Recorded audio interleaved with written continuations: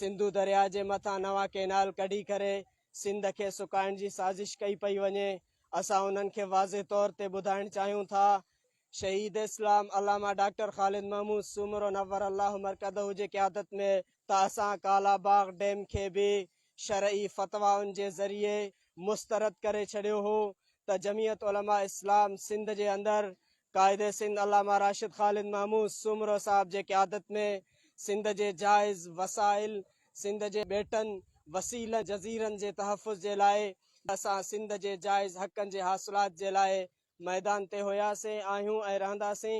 ऐं असां इहो मुतालिबो कयूं था त इन्हनि नवनि ठहंदड़ डैमनि खे मुस्तरद कयो वञे। कहिड़ा कहिड़ा दोस्त जमियत उलमा इस्लाम जे इन मुतालिबे सां मुतफ़िक़ आहिनि उहे पंहिंजा ॿई हथ बुलंद करनि। तकबीर जमियत उलमा इस्लाम क़ाइद सिंध अल्लामा राशिद महमूद सूमरो।